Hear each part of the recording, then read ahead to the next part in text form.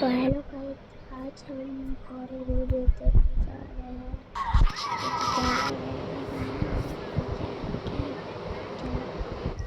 Channel लग गया तो हम देखते हैं हॉरर वीडियोस। हम बहुत डरावनी वीडियो देखने जा रहे हैं रात के।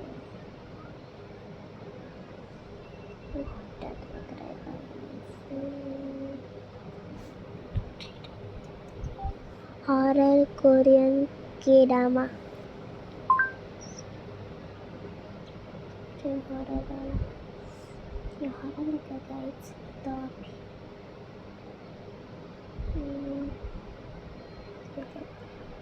जिनको लाइफ में थोड़ा कम मिले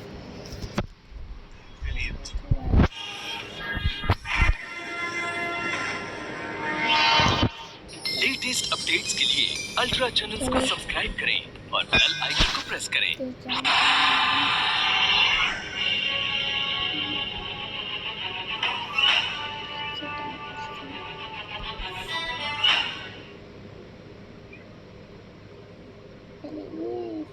बहुत गुस्सा आता है मुझे।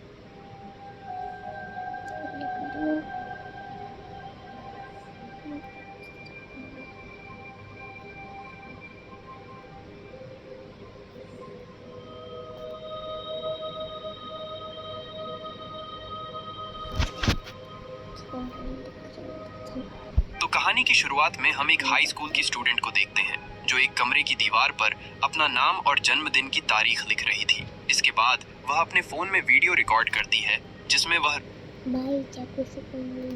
रोते हुए कहती है कि अगर अपना नाम और जन्मदिन लिखकर कोई इच्छा मांगो तो वो पूरी हो जाती है।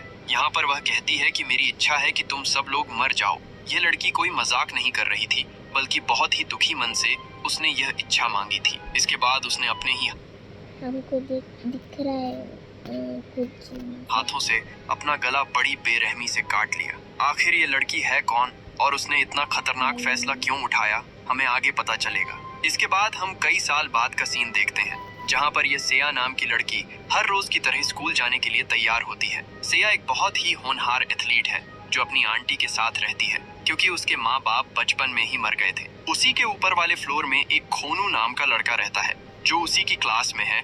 खोनू ऐसा नाम है और वह उसका बॉयफ्रेंड भी है, इसीलिए वह दोनों साथ में स्कूल जाते हैं। रास्ते में उनके दोस्त मिलते हैं जिसमें से यह है नारी जो बहुत अमीर है और वह खोनू को पसंद करती है लेकिन उसे बोल नहीं पाती।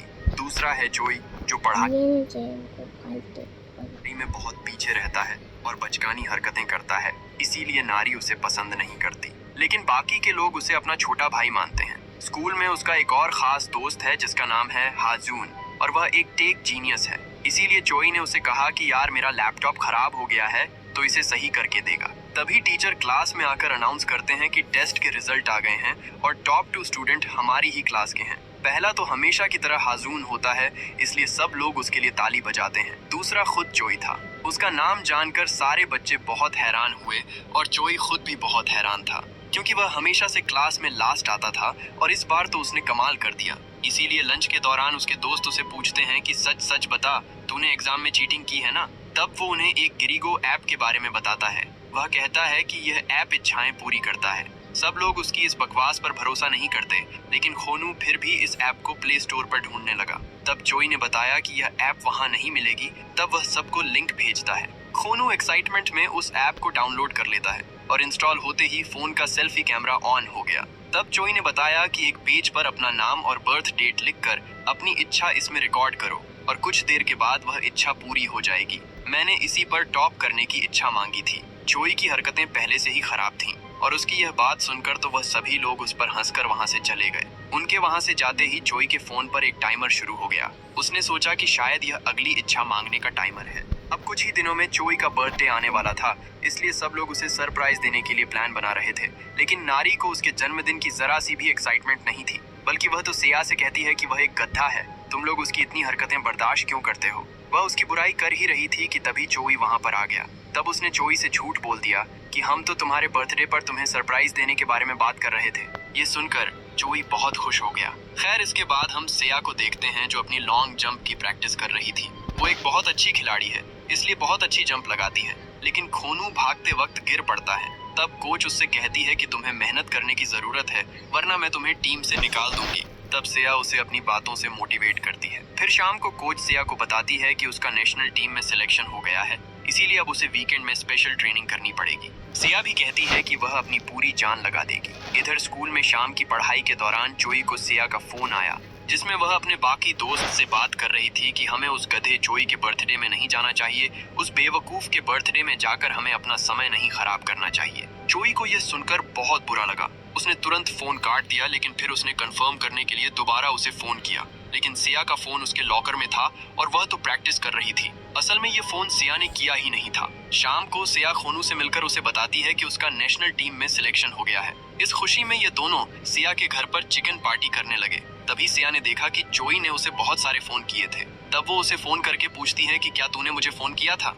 तो वह बड़ी दुखी आवाज से बोलता है कि तूने पहले कॉल किया था, और क्या तू मेरे बर्थडे पर नहीं आ रही? सिया ने कहा हाँ, क्योंकि मेरी स्पेशल ट्रेनिंग होने वाली है। ये सुनते ही जोई ने फोन काट दिया। तब सिया सोचने लगी कि इसे कैसे पता चला कि मैं उसके बर्थडे पर नहीं आ रही। तब खोनू एक पेपर पर अपना नाम और बर्थ डेट लिखकर उस ऐप में इच्छा मांगने लगा कि मेरी सिया की इस हफ्ते की ट्रेनिंग कैंसिल हो जाए, यही मेरी इच्छा है। ये लोग ये सब मजाक में ऐसा कर रहे थे। फिर अगले दिन ये दोनों स्कूल के लिए निकलते हैं, तो रास्ते में आज उन्हें उनका कोई भी दोस्त नहीं मिला, ना तो नारी और ना ही जोई। स्कूल में पहुंचकर सिया देखती है कि जोई अपनी सीट पर सर नीचे रखकर लेटा है और अपने फोन को कस के पकड़े हुए हैं और एक कोने में बहुत ही डरावनी शक्ल बनाकर देख रहा है। तभी उसके फोन में जो टाइमर था उसमें सिर्फ 3 मिनट ही बचे थे।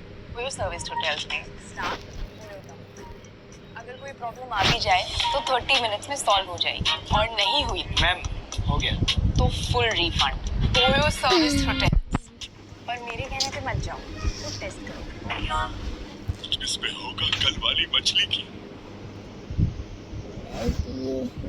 बदबू का हमला। मतलब करना पड़ेगा युद्ध। आप तो युद्ध करोगे जब है डिश वॉश का बाहुबली जिफी के टर्बो बूस्टर्स करेंगे नॉनवेज चिकनाई पर हमला, नॉनवेज बदबू का सर्वनाश। डिश वॉश का बाहुबली जिफी। बचे थे। अचानक उसके शरीर में कुछ बेहद डरावनी चीज होने लगी और उसका शरीर अपने आप अकड़ने लगा। उसने एक ब्लेड निकाला और अपने आप को मारने की कोशिश करने लगा। सब साइको है क्या? उसे रोकने की कोशिश करते हैं, लेकिन वह किसी पर चिल्ला रहा था कि यहाँ से चले जाओ, लेकिन वह चीज और किसी को नहीं दिख रही थी। जैसे ही टाइमर खत्म हुआ, जोई ने अपने ही हाथों से अपना गला काट लिया। सिया ने उसके खून को रोकने की कोशिश की, लेकिन उसका कोई फायदा नहीं हुआ। यहाँ हमें यह पता चलता है कि इच्छा मांगने के बाद एक टाइमर शुरू होता है, और टाइमर जैसे खत्म होता है, इच्छा मांगने वाला इंसान मर जाता है। इसी बीच सिया को अपने पुराने दिन याद आते हैं, जब उसके माँ बाप मरे थे और वह इस स्कूल में ट्रांसफर हुई थी। तब सारे बच्चे उसके बारे में बुरी बुरी बातें कर रहे थे। तब क्लास के 4 बच्चे आकर उसकी मदद करते हैं और उसे अच्छा महसूस करवाते हैं। यही बच्चे आगे चलकर उसके खास दोस्त बनते हैं, और उनमें से एक आज सिया के सामने ही इस दुनिया को छोड़कर चला गया। अपने अच्छे दोस्त के मरने का दुख सभी लोगों के चेहरे पर साफ दिख रहा था। खोनू तो जोर जोर से रोने लगा। सिया जब अपनी कोच से मिलती है तो वह उसे समझाती है कि तुम्हें अपने आप को संभालना होगा, तुम घर जाकर सिर्फ आराम करो, तुम्हें अपनी ट्रेनिंग की चिंता करने की जरूरत नहीं है। तब सिया को याद आया, ट्रेनिंग कैंसिल करने की इच्छा तो खोनू ने मांगी थी, मतलब वो अब पूरी हो गई। इसलिए वो बहुत डर जाती है और कोच से कहती है कि आप ट्रेनिंग कैंसिल मत करिए, मैं ठीक हूँ। लेकिन तभी वहाँ पर एक बड़ा सा लोहे का टुकड़ा छत से नीचे गिरा और वह दोनों बाल बाल बच गए। इधर खोनू के फोन पर नोटिफिकेशन आया कि आपकी इच्छा पूरी हो चुकी है। सिया तुरंत उसके पास भागती हुई आई और पूछती है कि तुम्हारे फोन पर कोई टाइमर तो नहीं आया ना? लेकिन उसने देखा कि खोनू के फोन में 24 घंटे का टाइमर शुरू हो गया। अब जिस ऐप पर उन्हें पहले भरोसा नहीं हो रहा था, अब उस पर उन्हें भरोसा हो गया। हाजून टाइमर को बंद करने के लिए फोन की सिम निकालकर उसे रिसेट करता है। उन्हें लगता है कि किसी ने फोन हैक करके ये सब किया है, पर सिया कहती है कि कोई फोन हैक करके जान कैसे ले सकता है। वहाँ नारी को अभी भी इस बात पर भरोसा नहीं हो रहा था कि ऐप की वजह से जोई मर गया, इसीलिए वह तो सिया से ही लड़ने लगी। सिया उसे शांत करवाती है और कहती है कि हम सब बहुत डरे हुए, मैंने अपने माँ बाप को खो दिया और अब एक दोस्त भी, मैं और किसी को नहीं खोना चाहती। हाजून ने जब फोन स्टार्ट किया तो ऐप डिलीट नहीं हुआ था और वह टाइमर भी नहीं रुका। खोनू ने कहा कि हम इस फोन को ही तोड़ क्यों नहीं देते, हाजून ने कहा कि शायद इससे भी कुछ नहीं होगा, मुझे इस ऐप का टेक्निकल बैकग्राउंड जानना होगा। तब सिया ने कहा कि हम सब शाम को मेरे घर पर मिलते हैं। फिर जब खोनू अपने घर पर आराम कर रहा था तो उसे सिया का फोन आता है, जिसमें वह खोनू के बारे में बहुत ही बुरी बातें कर रही थी। तब वह तुरंत भागकर सिया के घर गया। उसने सिया को बताया कि देखो, फोन पर तुम्हारी आवाज में कोई बात कर रहा है। लेकिन तब तक फोन कट गया। वह अपना फोन फ्रिज में रखकर कहता है कि मेरा फोन हैक हो गया है, कोई तुम्हारी आवाज में बात कर रहा था। मैं जानता हूँ वो तुम नहीं हो सकती, क्योंकि तुम वो सब नहीं कह सकती हो।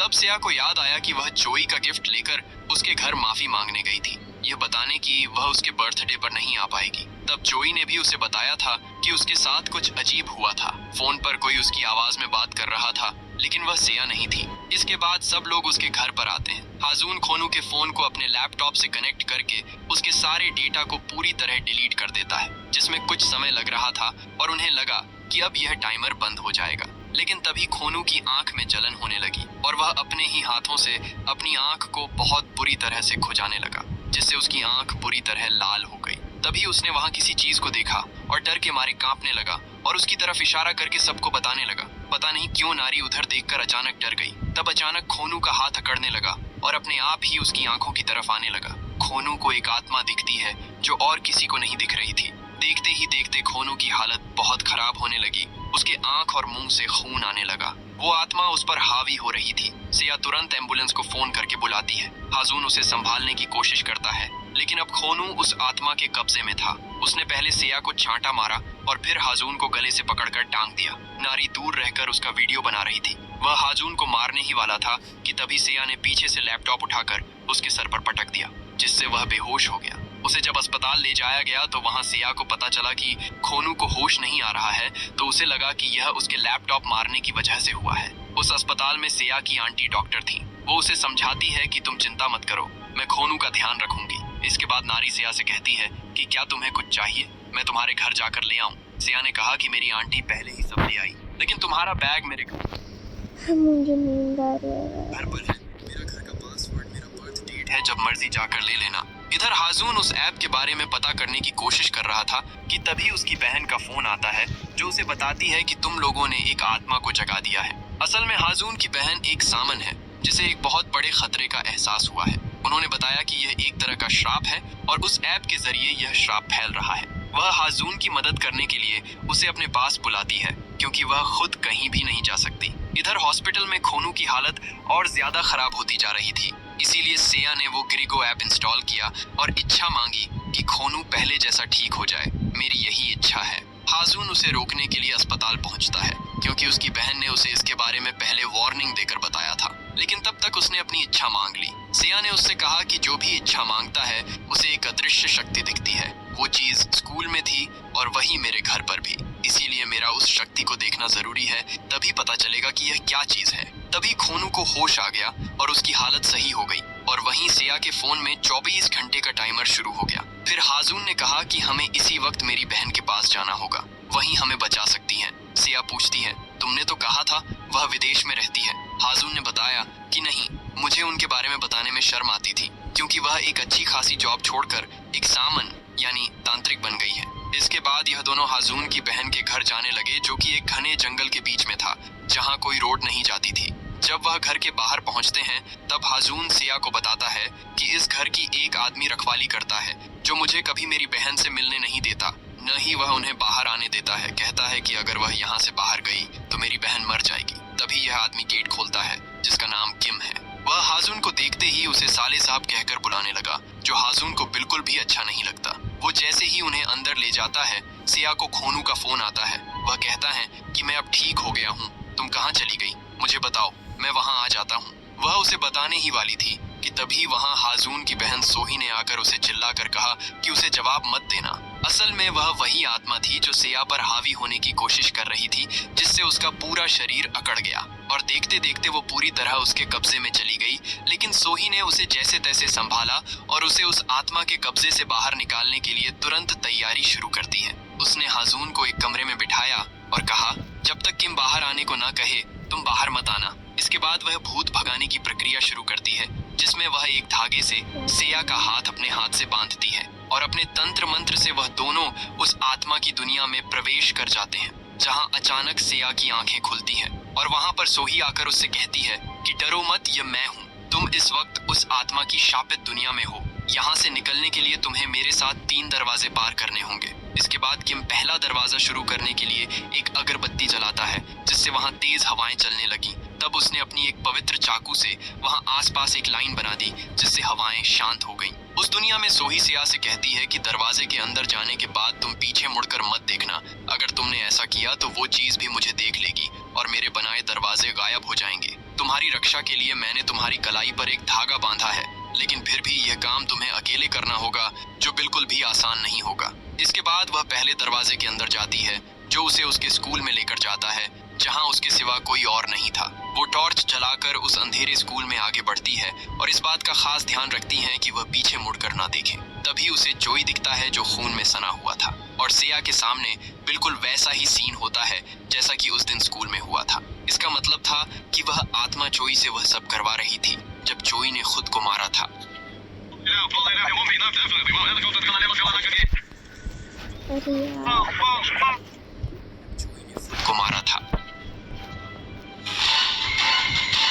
लेकिन यहाँ पर जोई सिया से बार बार एक ही बात कह रहा था कि मुझे बचा लो, मैं मरना नहीं चाहता। सिया डर के मारे सामने की खिड़की खोलती है तो हर फ्लोर पर सिर्फ वही दिख रही थी, मतलब वह यहाँ से भाग नहीं सकती। तभी जोई उसके सामने आकर अपना गला काटने लगा, लेकिन सिया समझ जाती है कि ये जोई नहीं है, बल्कि वह आत्मा उसे डराना चाहती है। तब वह अपने डर पर काबू पाकर वहाँ से भागती है और सब गायब हो जाता है और उसे दूसरा रास्ता भी मिल जाता है। इसके बाद किम दूसरे रास्ते के लिए अगरबत्ती और जलाता है। इस बार सिया एक रोड पर पहुंचती जहां पर एक कार का एक्सीडेंट हुआ था। पास जाकर उसे पता चला कि ये तो उसके पापा की कार है। असल में जब सिया एक दिन अपने माँ बाप के साथ कहीं जा रही थी तो उनका एक्सीडेंट हो गया था और उसके माँ बाप मर गए, पर वह बच गई थी। वहाँ अपने पेरेंट्स की इतनी भयानक डेड बॉडी देखकर सिया जोर जोर से रोने लगी, लेकिन वह जानती थी ये उसे डराने की कोशिश हो रही है, इसलिए वह चलने लगी। लेकिन उसकी माँ ने उसका पैर पकड़कर उसे रुकने के लिए कहा। वह अपनी बेटी से प्यार भरी बातें करने लगी। सोही उसे कह रही थी कि आगे बढ़ो, हमारे पास वक्त बहुत कम है, गेट बंद होने वाला है। इधर किम सोही से कहता है कि अब कुछ नहीं हो सकता, मैं तुम्हें बाहर खींच रहा हूँ। पर सोही ने कहा कि अगर मुझे जरूरत पड़ी तो मैं अपना मास्क उतार कर उसकी मदद करूंगी। असल में वह मास्क उतारने पर सोही खुद भी उस दुनिया में कैद हो जाती अगर वह ऐसा करती। लेकिन सिया उसकी बात सुनती है और अपनी माँ पर ध्यान न देते हुए गेट की तरफ भागती है। जैसे ही वह उस गेट में जाती है, उसकी अचानक से आंखें खुलती हैं और उसके सामने किम और हाजून बैठे हुए थे। वो दोनों कहते कि भगवान का शुक्र है तुम सही सलामत वापस आ गई। सिया सोचने लगी कि क्या वह सच में बचकर वापस आ गई। तभी उसे सोही की आवाज सुनाई थी, जिसने बताया कि यही तीसरी जगह है जिसे तुम्हें पार करना है। ये दोनों कहते हैं कि वह आत्मा तुम्हारे पीछे पीछे यहाँ तक आ गई है। क्या वह तुम्हारे पीछे है? देखकर बताओ। सोही ने कहा, उनकी बातों में मत आओ, मैं भी वहाँ पर नहीं हूँ और पीछे मुड़कर मत देखना। लेकिन वह दोनों जिस तरह से बातें कर रहे थे बिल्कुल असली लग रहे थे। वह कहते हैं कि अब तुम्हें पीछे देखना होगा, वरना सोही की जान खतरे में पड़ जाएगी। इसलिए सिया समझ नहीं पा रही थी कि यह असली है या नकली। तभी हाजून के साथ भी वैसा ही होने लगा जैसा खोनू के साथ हुआ था। सिया सोचती है कि तुम भी उस शक्ति को कैसे देख पा रहे हो। तब हाजून ने कहा कि तुम्हें बचाने के लिए मैंने भी इच्छा मांगी थी। अब सिया उसे बचाने के लिए मजबूरी में पीछे देख लेती है और तब उस आत्मा ने सोही को ढूंढ लिया और उसके हाथ पर बंधा वह धागा टूट गया, जिससे सोही के मुंह से खून आने लगा। इसलिए किम ने तुरंत तीसरा दरवाजा खोला, जिसमें सिया एक अंधेरी जगह पर पहुंच गई जहां चारों तरफ खून भरा हुआ था। वह जैसे ही थोड़ा आगे बढ़ती है, वहां चारों तरफ ऊपर से खून में सनी हुई लाशें लटकने लगी। तभी अचानक उसके नाक से खून निकलने लगा, क्योंकि उसके हाथ पर बंधा धागा अब उस आत्मा से जुड़ गया था। तभी सोही ने सही वक्त पर आकर वह धागा तोड़कर उसे होश में लाया और उसे अपने साथ लेकर गेट की तरफ भाग दी। तभी उस आत्मा ने उन पर हमला किया, लेकिन सोही ने उसे बचाया और गेट पार करके असली दुनिया में वापस आ गई, जिससे कि वह टाइमर रुक गया। सोही ने बताया कि अभी खतरा पूरी तरह टला नहीं है, बस वह धागा टूटा है जो उस दुनिया से जुड़ा था। सब कुछ ठीक करने के लिए हमें उस श्राप को खत्म करना होगा। फिर सोही ने अपने हाथ पर लगी चोट को सही करने के लिए अपनी शक्तियां इस्तेमाल की, जहां एक सफेद सांप उसकी चोट को आकर ठीक कर देता है। इधर हॉस्पिटल में नारी आती है, जहां डॉक्टर उसे बताती है कि खोनू की हालत ठीक है, तुम चाहो तो जाकर उससे मिल सकती हो। तब वह खोनू को वही वीडियो दिखाती है जो उसने बनाया था जब खोनू के ऊपर वह आत्मा आई थी। इधर सोही सबको बताती है कि यह ऐप एक श्रापित आत्मा की करतूत है जिसके अंदर बदले की भावना भरी है और हमें इसे खत्म करने के लिए उसे चीज को खत्म करना होगा जिससे यह श्राप शुरू हुआ। वह बताती है कि आखिरी दरवाजा पार करते वक्त तुम्हें वह फोन याद है जिससे तुम्हारा धागा जुड़ा हुआ था। तुम्हें उसे ढूंढकर यहाँ लाना होगा और ये काम तुम ही कर सकती हो क्योंकि तुम ही उस दुनिया से जुड़ी हो। खैर, इस रात जब सिया सो रही थी तो उसके ऊपर खून की बारिश होने लगी। सिया तुरंत डर के मारे उठकर बैठ गई और उसके सामने एक स्कूल की स्टूडेंट खड़ी थी जिसका गला कटा हुआ था। वह चुड़ैल धीरे धीरे सिया की तरफ बढ़ती है और पीछे की ओर इशारा करती है। वह जैसे ही पीछे देखती है, एक दूसरी लड़की उसे मारने की कोशिश करती है। तभी अचानक सिया की आंखें खुल जाती हैं और वह अपने आप को एक बेड पर लेटा हुआ पाती है जहां सोही उसके सामने बैठी थी। मतलब ये उसका एक सपना था लेकिन वह हकीकत भी थी। सिया ने उसे बताया कि एक लड़की की आत्मा उसके सामने थी और एक उसके पीछे, जिसे देखकर वह बहुत डर गई थी। तब सोही समझ गई कि इस श्राप के पीछे दो आत्माएं हैं। इसके बाद सिया, किम और हाजून के साथ सच पता लगाने के लिए जा रही होती है। तब सोही उसके हाथ पर एक धागा बांधती है और कहती है, जब तक यह तुम्हारे हाथ में है तुम सुरक्षित हो, लेकिन यह टूट गया तो तुम्हें तुरंत वापस आना होगा। किम उसे भरोसा दिलाता है कि मेरे होते हुए बच्चों को कुछ नहीं होगा। असल में सोही उस घर से बाहर नहीं जा सकती थी। उसके बारे में किम को ही पता था, लेकिन वह बच्चों को इसके बारे में नहीं बताता कि ऐसा क्यों है। लेकिन वह हाजून से वादा करता है कि उसकी बहन को बाहर निकालने के लिए उसे जो करना पड़ेगा वह करेगा। Who said a bra can't be a part of my wellness routine? Enamel bamboo cotton. 3x softer than cotton. No rash, no digging, no poking. It's not just a bra. It's a wellness routine. You've got to try it. Enamel. Innovations that sync with me. Action movie का पहला असूल fitness ही तुम्हारी पहचान है, इसीलिए सही workout और सही प्रोटीन। सर, मेरा सिस्टम प्रोटीन हैंडल नहीं कर पाता। गलती सिस्टम की नहीं, गलती प्रोटीन की है। Switch to wellbeing nutrition whey protein, probiotics और डाइजेस्टिव एंजाइम्स के साथ। इसके बाद वह सच का पता लगाने की शुरुआत जोई के लैपटॉप से करते हैं कि शायद उससे उन्हें ऐप के बारे में कुछ पता चल जाए कि जोई को इस ऐप के बारे में कहां से पता चला था। तब उन्हें पता चलता है कि जोई एग्जाम से एक दिन पहले डिस्कार्ड ऐप पर ज्यादा एक्टिव था, जो एक सोशल इंटरेक्शन करने वाला ऐप है। तभी उस पर एक अनजान लड़के का फोन आता है। हाजून जब वह फोन उठाता है तो वह लड़का जोई पर चिल्लाने लगा कि वह इतने दिन से कहां गायब था। तब हाजून ने माइक बंद करके जोई बनकर मैसेज किया कि मैं अपनी पढ़ाई में बिजी था। तो वह लड़का कहता है कि यहाँ सब लोग बातें कर रहे हैं कि तू मर गया है। वह कहता है कि तूने जो चीज लाने के लिए बोला था वह मिल गई है। हम 1 घंटे में अपनी पुरानी वाली जगह पर मिलते हैं, ठीक है? ये कहकर उसने फोन काट दिया, लेकिन ये लोग नहीं समझ पाए कि वह पुरानी वाली जगह कहाँ है। तब हाजून उसके गूगल अकाउंट से उसकी लोकेशन ट्रेस कर लेता है जहाँ जोई सबसे ज्यादा बार जाता था। इधर हॉस्पिटल में खोनू पूरी तरह ठीक हो गया था, इसलिए वह वहाँ से सीधा सिया के घर गया। लेकिन वहाँ पर नारी पहले से मौजूद थी। वह कहती है कि मैं तो बस सिया की जरूरत का सामान लेने आई थी, लेकिन वह काफी डरी हुई लग रही थी। वहाँ पर खोनू अपना फोन ढूंढने लगता है, लेकिन पूरा घर ढूंढने के बाद भी उसका फोन नहीं मिलता। असल में उस दिन जब सिया ने नारी को उसके घर का पासवर्ड बताया था, तब उस रात नारी उसके घर में आकर खोनू का फोन ले गई थी। आखिर वह क्या छुपा रही है यह हमें कुछ देर बाद पता चलेगा। खैर, जब उसका फोन नहीं मिलता तो वह नारी के फोन में उस दिन की वीडियो फिर से देखने लगा कि शायद उसका फोन कहीं दिख जाए, पर उसे कुछ भी नहीं मिलता। इधर यह लोग उस लोकेशन पर उस लड़के के आने का इंतजार कर रहे थे। जब वह लड़का आया तब किम अकेले ही उसे पकड़ने चला गया, लेकिन वह उसके हाथों से बचकर भाग निकला। सिया भागने में बहुत अच्छी थी, इसलिए वह अकेले ही उसका पीछा करती है और आखिर में जाकर उसे पकड़ लेती है। वो उससे इन गोलियों के बारे में पूछता है जो जोई कुछ दिनों से खा रहा था। तो वह कहता है कि मैं कोई ड्रग डीलर नहीं हूँ, ये तो बस स्ट्रेस कम करने की गोलियां हैं। सिया कहती है कि तूने ही उस ऐप की लिंक जोई को भेजी थी ना, तू जानता था कि वह इच्छा मांगने के बाद मर जाएगा।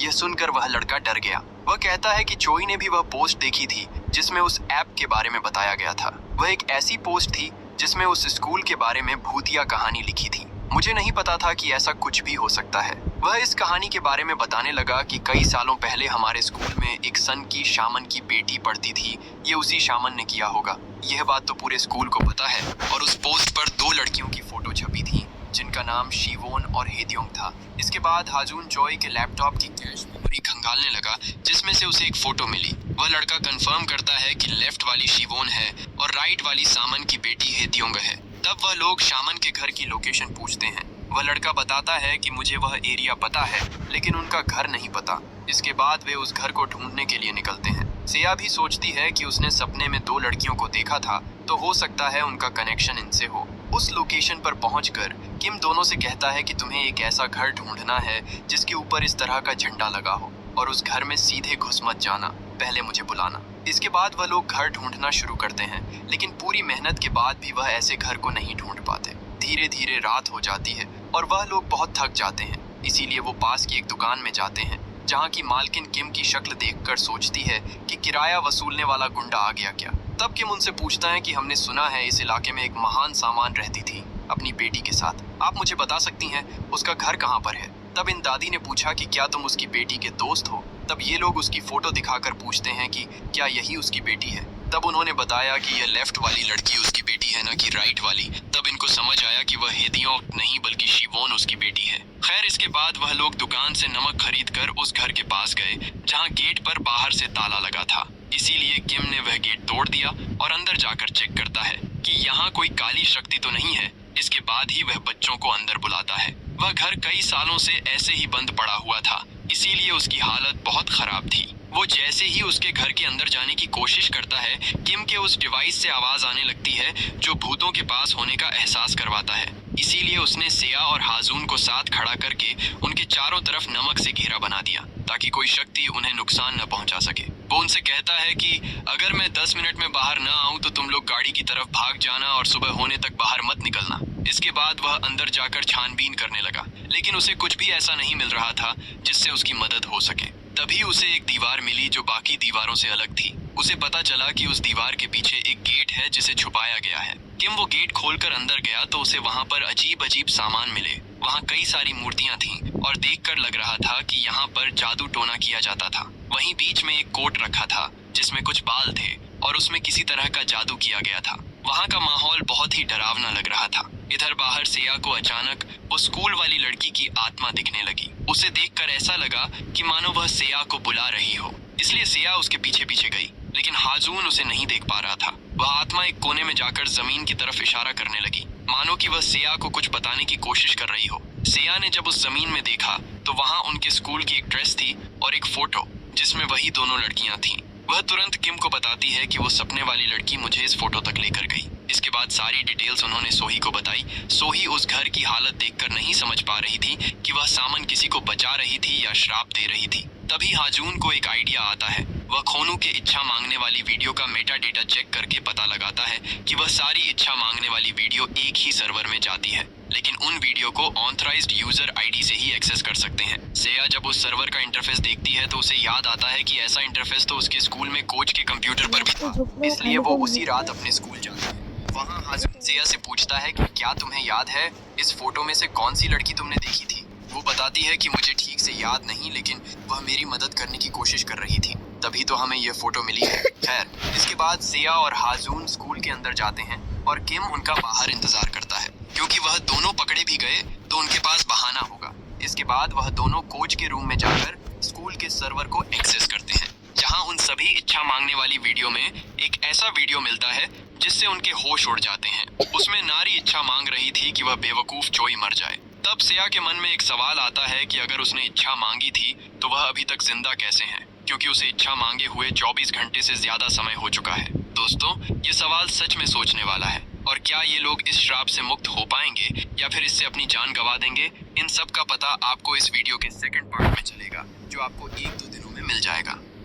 वो आत्मा ने इंटेल तो भाई खत्म